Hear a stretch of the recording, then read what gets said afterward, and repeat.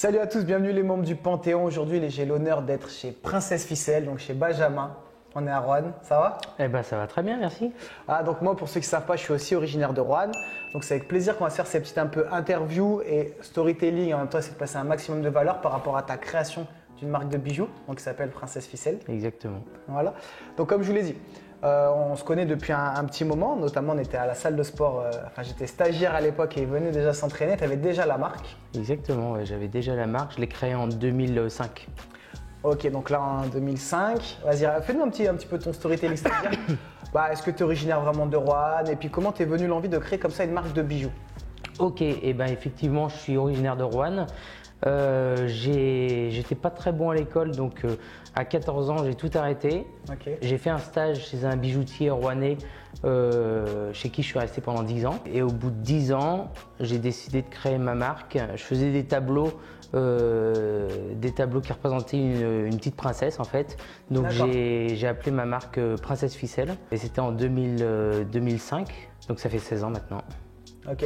Et pourquoi aussi on fait cette interview? Parce que peut-être certains d'entre vous connaissent. Si ce n'est pas le cas, je vous inviterai à aller voir. Là déjà, on est dans tes locaux. C'est très très beau. C'est vraiment classe.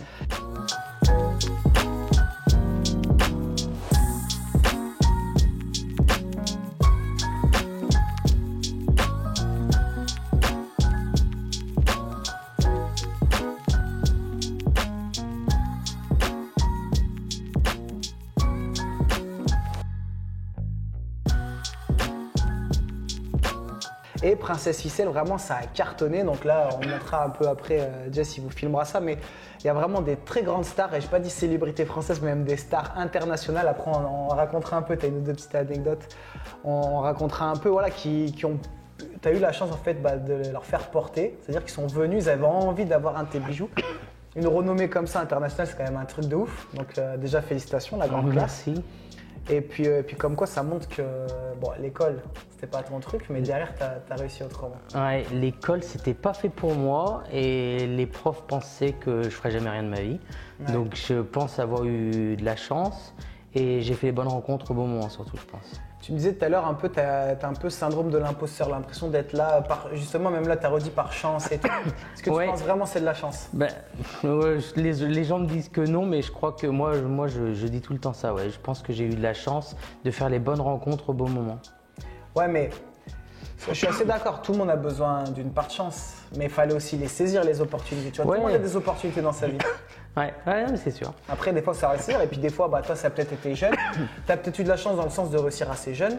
Peut-être que d'autres, ils vont avoir une opportunité qui a 40, 50 ans, mais tout le monde, je trouve, finit par avoir des opportunités. C'est vrai, j'ai commencé hyper jeune, mais j'ai quitté l'école hyper jeune, donc voilà. Et direct, donc à 14 ans, tu arrêtes l'école, direct, tu as bossé pour ce bijoutier? Exactement, pendant 10 ans, j'étais chef d'atelier là-bas, et ça a bien marché.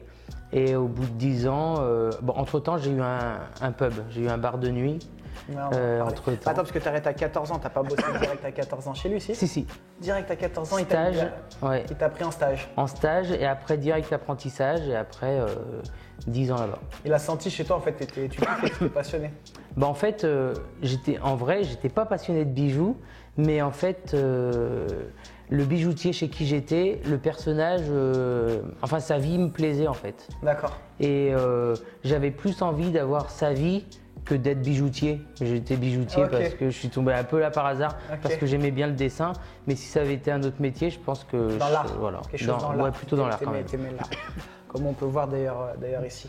Ok, donc de 14 à 24, tu bosses, tout se passe bien. C'est un bijoutier aussi qui a très bien cartonné, qui a une très belle renommée également. Et donc à 24 ans, tu décides de lancer ta marque, lancer ton shop. Tu ouvres directement un magasin? Alors non, pas directement. J'ai ouvert un magasin en étage. Donc j'ai loué un appartement. Au 2e étage, il fallait sonner un interphone, fallait avoir envie de me voir. Ouais, pour démarrer, tu démarres avec ce que tu peux. Ouais, et donc je ne sais même pas si je le referai aujourd'hui parce que ça me paraît improbable, mais c'était au 2e étage d'un appartement en plein centre-ville, mais les gens ne savaient pas, il n'y avait pas de vitrine, ils ne savaient pas ce qu'ils allaient trouver en montant. Comment tu faisais ta com du coup? En fait, comme j'ai eu un bar j'ai eu de la chance, encore une fois, j'ai eu un bar qui a très bien marché, donc les clients rouennais me connaissaient, donc ils n'hésitaient pas à venir. C'est ça, donc Roanne, c'est une petite ville à 1 heure de Lyon à peu près, donc tu parles d'un bar, je t'en reparlais tout à l'heure, donc c'était toi qui étais patron du SOWAT. Comment t'es venu aussi à acheter ça? Comme ça, on comprend aussi un peu après comment Princesse Ficelle ça. Sur un coup de tête, j'allais souvent dans ce bar qui marchait pas très bien. Ouais. Et un jour, le patron m'a dit j'en ai marre, je te vends. C'était plus une blague et en fait, j'ai continué dedans et j'ai fini par acheter. Genre, t'avais quel âge quand t'as acheté? C'était en 2001, donc j'avais 20 ans. Ah ouais, t'as acheté vraiment jeune. Ouais, carrément. Et je l'ai gardé 6 ans. Et en fait, c'était un bar qui marchait pas très bien. Et au bout de quelques mois, j'ai décidé de créer un after. Donc j'ouvrais après les boîtes de nuit à 4h du matin. Ah ouais, je me souviens. Ouais. Et c'est comme ça que tu as pu cartonner. Donc ça, je trouve que c'est vachement intéressant. C'est parce qu'on dit tout le temps, voilà, c'est l'emplacement, c'est ci, c'est ça qui compte. Mais aussi, des fois, juste à proposer un truc, bah, sur One, ça n'existait pas. Je fais un peu le parallèle, moi, tu sais, c'est comme je regarde souvent Cauchemar en cuisine. Ouais. Je kiffe, tu vois. Et je trouve tout le temps, il arrive et il dit pas, le but, c'est pas de faire le meilleur burger qui existe. Parce que peut-être, t'en as 15 qui font les meilleurs burgers autour de toi. C'est faire un truc qu'il n'y a peut-être pas autour, c'est amener la chose différemment. Et je trouve que c'est ça aussi qui fait que tu cartonnes. Tu as ouvert à un horaire en fait où il n'y avait personne. Donc tous les gens qui sortaient de boîte, ils disaient bah viens, on va finir. Tu sais, souvent tu as envie de traîner un peu et tout. C'est exactement ça. Et tout le monde allait finir là-bas.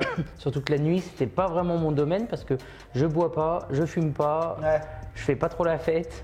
Et il n'y avait pas cet horaire-là. Il y avait des bars qui ouvraient pour manger, mais moi, les gens venaient finir de faire la fête. Ouais. Et donc, tu ouvres ça, et donc après 3 ans, c'est 3 ans plus tard, à peu près 3-4 ans plus tard, quand tu ouvres Princesse Ficelle, tu te sers en fait de ça pour faire de la com. Ouais, les clients qui étaient clients au SOWAT, ça s'appelait le SOWAT, le bar, sont venus naturellement chez moi. Ok. Et du coup, genre les débuts, ça a été comment Princesse Ficelle? Rapidement, tu as eu des commandes? Non. C'était compliqué. Au début, déjà, même pour meubler, je savais pas avec quoi j'allais meubler parce que faut savoir que je suis allé voir les banques. Je suis allé voir peut-être 4 banques. J'avais besoin de 5 000 € pour commencer. Sachant que tu avais déjà un business qui tournait en plus. Ouais, mais pour ouvrir cette entreprise Princesse Ficelle, personne n'y croyait parce que personne n'a voulu me prêter 5 000 €. Ah, c'est ouf. De toute façon, ce qu'on dit, les banques, ils te prêtent quand tu as de l'argent. Ah ouais, maintenant ils veulent bien me prêter. Ouais. Non, mais c'est sûr que si tu n'as pas d'argent, ils ont pas spécialement, ils prennent un risque, ils n'ont pas envie. Après, voilà, ça se comprend aussi peut-être. Et donc, du coup, tu ouvres ça, et moi, c'est parce que ma question, c'est comment tu as, genre, l'appart, comment tu l'as agencé, tu as mis quoi? Comment tu as acheté les matériaux J'ai fini par emprunter de l'argent. J'ai dit que c'était pour m'acheter une voiture. D'accord. Donc j'ai réussi à trouver un peu d'argent.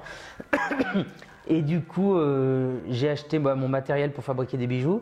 Et après, j'attendais le client. Ouais. Et puis j'ai essayé de parler de ce que je faisais. Non, c'est le bouche à oreille qui a bien fonctionné. Et j'avais de la chance parce que dans mon bar, toute la petite jeunesse rouennaise est venue, a commencé à faire la fête chez moi. Ouais. Donc c'est les clients que j'ai aujourd'hui en fin de compte. Ok, ouais. Qui ont grandi aussi avec toi. Ouais, qui ont exactement. Avec ce que tu proposes.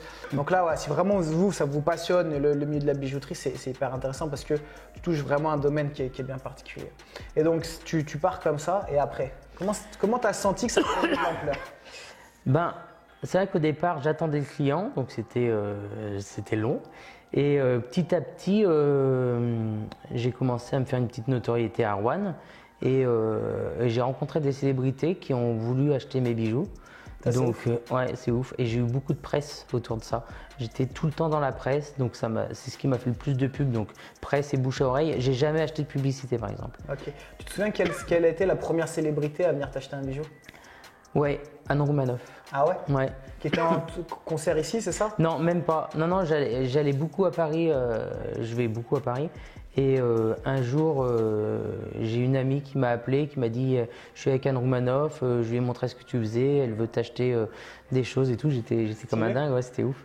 En fait, ce que les gens ont aimé, c'est pouvoir avoir un bijou personnalisé. Ouais. C'était quelque chose sur le marché en France, il n'y avait pas ou quasi pas. En fait, si, les bijoutiers, il y en a beaucoup qui font du sur-mesure comme ça. Mais moi, mon truc, c'était de faire du sur-mesure en argent. Et d'habitude, un bijoutier qui veut faire un bijou en argent, il va tout de suite prendre 300 ou 400 €. Alors que moi, pour la même chose, j'étais capable de le faire à 90 €. Ouais, et puis toi, le fait que tu sois artiste, que tu aimes bien dessiner, ça te permettait, par exemple, tu pouvais faire le dessin, je sais pas, un père, enfin des parents, ils veulent leur fille, tu dessines la fille, voilà. En fait, je dessinais assez rapidement le bijou, donc du coup, ça me permettait de passer moins de temps. Et j'arrivais bien à saisir ce que le client voulait. C'était ça peut-être la force de Princesse Ficelle. Et donc Anne Roumanoff, c'était la première. Elle t'avait Ouais. pris quoi, tu te souviens? Ben, elle m'avait pris des bracelets pour son mari et sa fille. Et elle m'avait pris des tableaux aussi, parce que je suis peintre aussi. D'accord. Ah, donc vraiment, elle avait kiffé en fait ton art. Ouais, tout l'univers. Bah, tu vois, c'est pas de la chance. Ouais, non, j'étais carrément content. Ouais, que le bouche à oreille. Mais c'est ce qu'il y a de mieux en réalité. Et même encore aujourd'hui, j'achète pas de publicité. Ok. Ouais. Comme Lamborghini. Ils font ça? Lamborghini, Ferrari, ils ont tendance à dire on fait pas de pub. Ah bah tu vois. Ils disent on fait pas de pub télé parce que nos clients ils regardent pas la télé. Ah ok. Ben voilà. C'est un peu coup de poing, mais c'est un peu la vérité. Je veux dire, Ouais, c'est vrai. si tu arrives à te passer de pub, c'est quand même que tu Ouais. vois, la marque elle est pérenne et elle réussit Bah, bien. je me suis amusé à garder cette politique parce qu'à l'époque, je prenais pas de pub parce que j'en avais pas les moyens. Ouais, Et j'ai gardé cette politique. Ouais, si ça marche sans. Ouais. Après, il y a les réseaux sociaux quand même. bien sûr, c'est- bien sûr.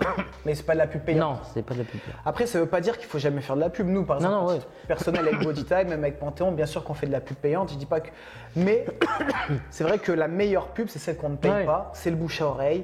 C'est voilà. Après, en fait, la pub payante, ça te permet des fois d'aller chercher des clients, bah, peut-être qui t'auraient pas découvert. Voilà, nous on vend des programmes de sport, bah, bien sûr qu'on fait de la pub. Que si quelqu'un tape perdre du poids sur Google, salut, on est là, tu vois. si j'avais eu les moyens, j'aurais fait de la pub. Hein. Ouais. J'ai gardé cette politique parce qu'elle m'amuse aujourd'hui. Ouais, puis maintenant, t'es Maintenant, établi. je suis lancé, ouais.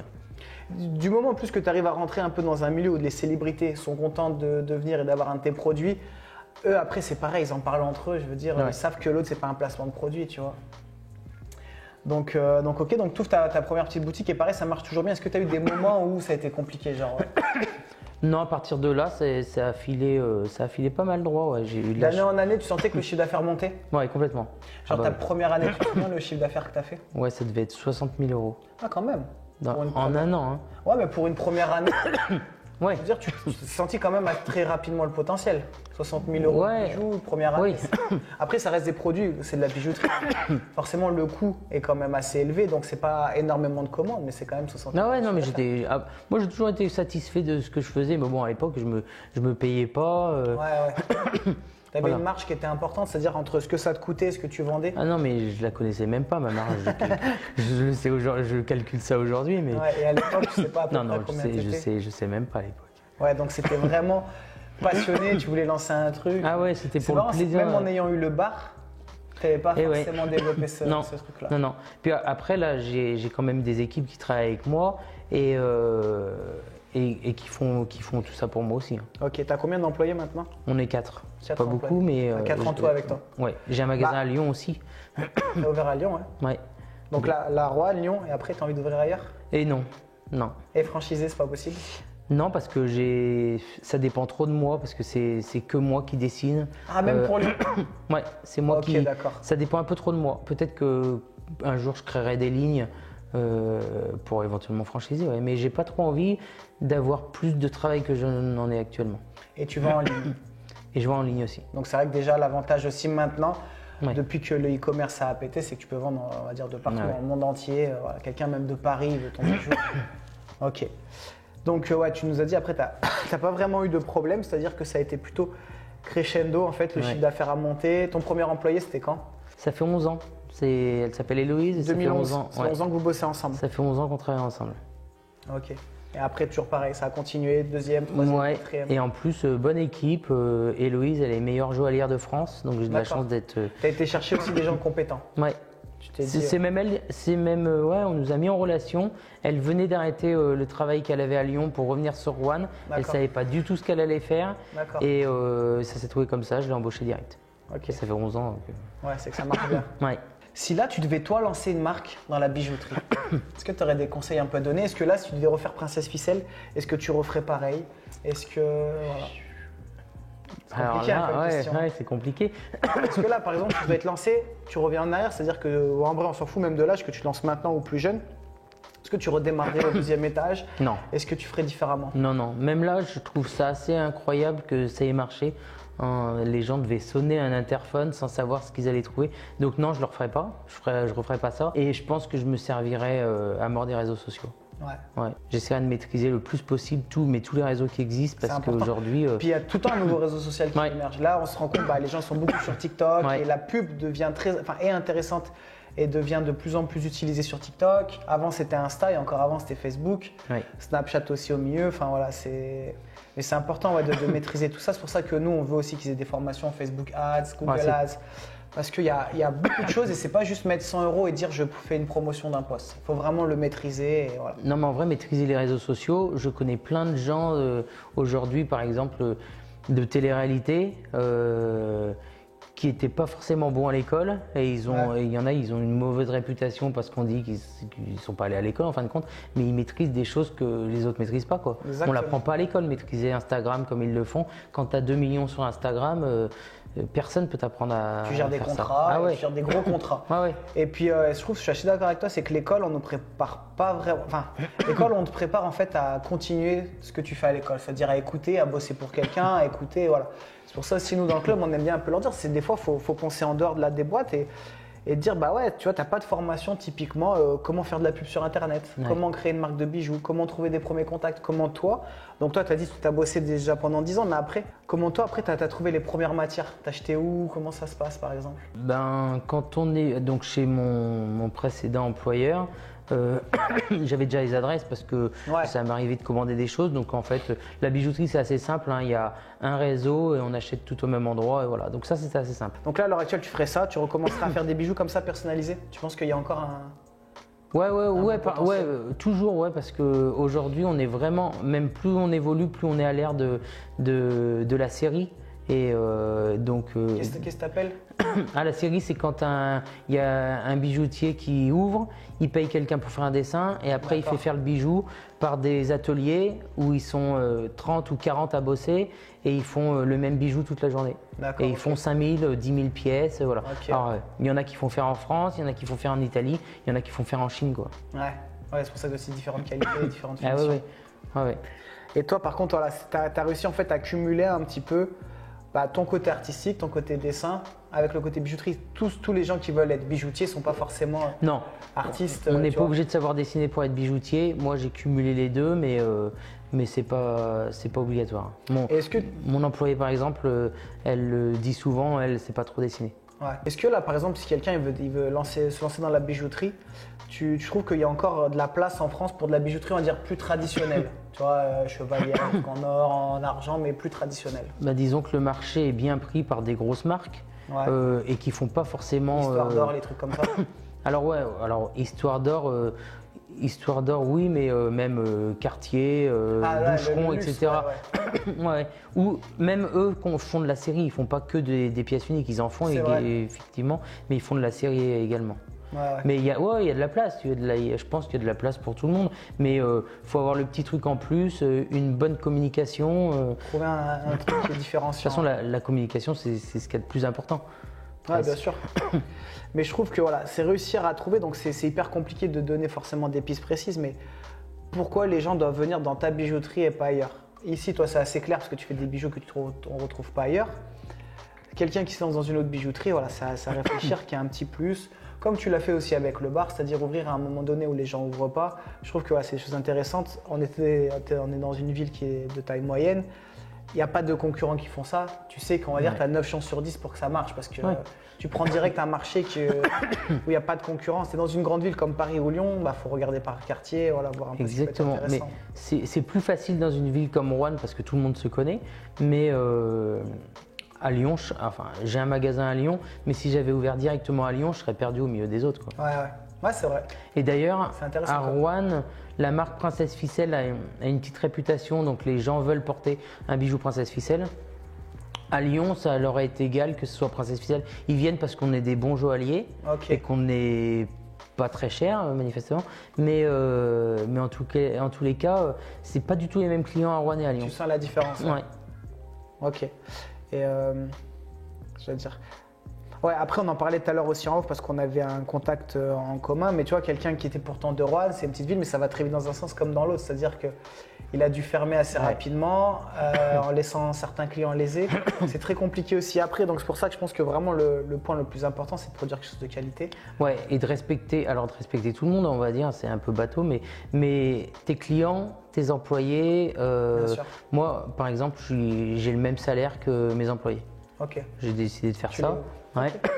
Et, C'est intéressant. Ouais. Et, mais c'est vrai que tu respectes tes clients, tes employés, tu fais pas de vagues. Ouais, c'est une des clés, ça aussi. C'est intéressant. Et ça, par contre, je suis hyper d'accord. Bien s'entourer, Ouais. accepter de payer des fois bien les gens. Ouais. Surtout s'ils font du bon boulot. Comme je disais, ça fait oui. 11 ans, la première personne, si elle est encore là aussi, c'est qu'elle est gagnante et qu'elle s'y plaît. Ouais, je pense que la qualité de travail est sympa. Je suis pas sur son dos, j'ai jamais disputé un employé. Enfin, je fais pas le petit chef. C'est plus mes collaborateurs que mes employés d'ailleurs.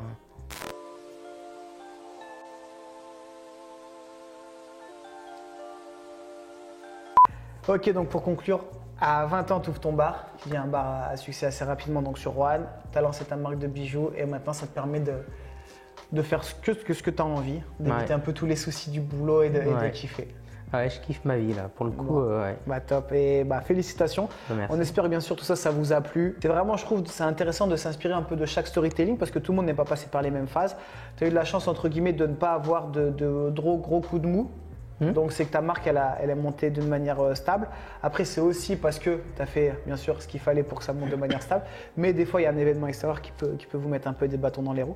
Donc voilà, c'est bien un peu de s'inspirer de plein de personnes. Et puis bah, merci. Merci à toi. Allez, on vous dit à bientôt. Ciao, ciao.